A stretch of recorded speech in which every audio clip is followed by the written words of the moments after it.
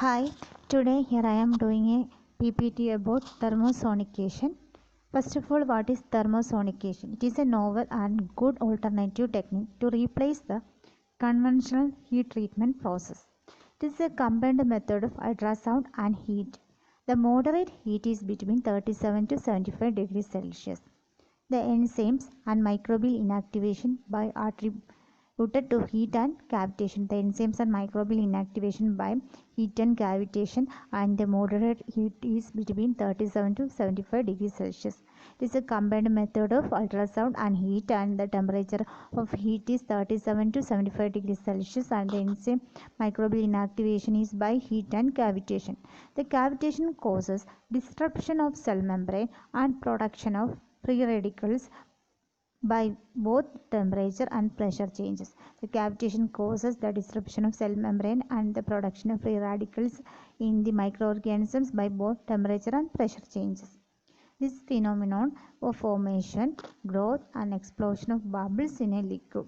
The cavitation is the phenomenon of formation, the growth and explosion of bubbles in the food materials or liquid substitutes. The basic principles of ultrasound is sound wave transmitted with frequency higher than audible frequency of 20 kHz.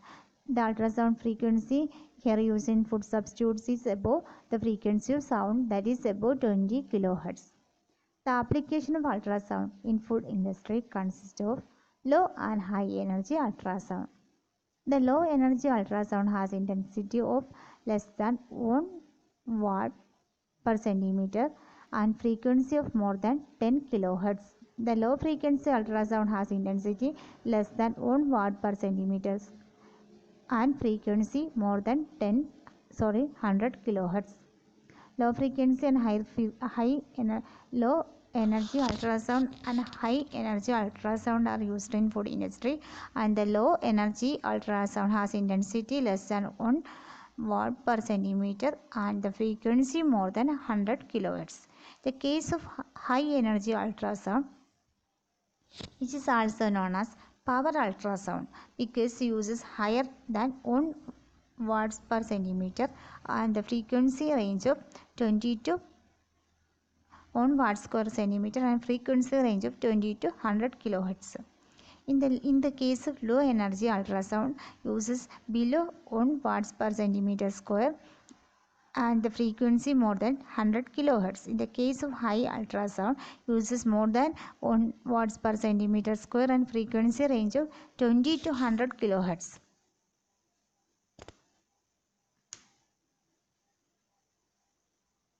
There are two different ultrasonication techniques, such as first is submergence in an ultrasonic bath and second is direct application to the fruit juice using a probe sonicator. Two methods are used in ultrasonication. First is submergence in the ultrasonic bath. Second is direct application of fruit juices to using a probe sonicator. The process of thermosonication.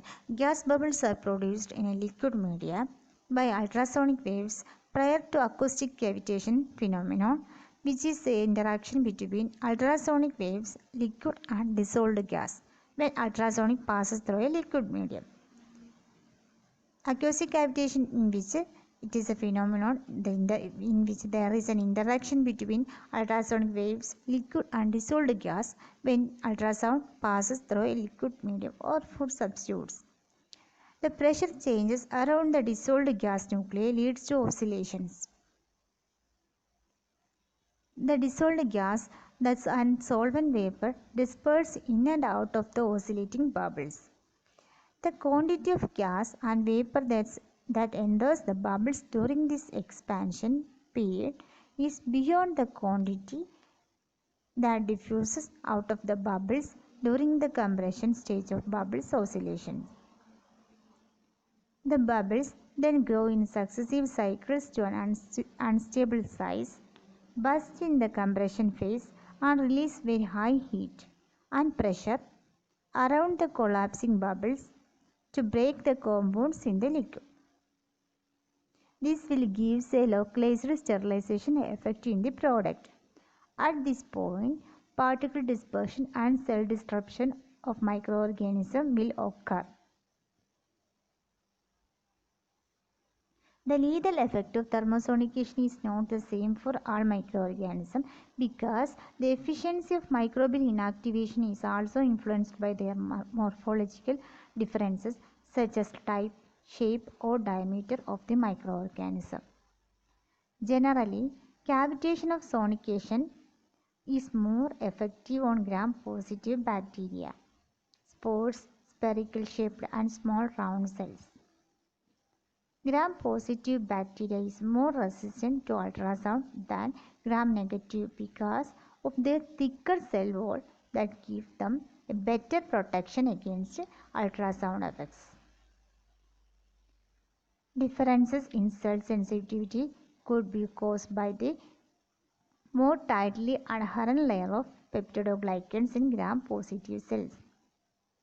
Bacterial spores and fungi are more resistant to ultrasound than vegetative bacteria. Spores are more difficult to be destroyed than vegetative cells which are in phase of growth. The main applications of thermosonification is juice yield enhancement and microbial inactivation, milk homogenization. It plays a key role in stability of bioactive compounds and quality of juices. It has potential for keeping sensory properties and improve shelf life of juices. Improves juice yield, ascorbic acid in color, as well as destruction of enzymes in contaminants in fruit juices. This is sonification process results in shelf life extension, clean label products, inactivation of pathogens, innovative products, reduced constituents, undesirable enzyme inactivation. Thanks for watching. Stay safe and healthy.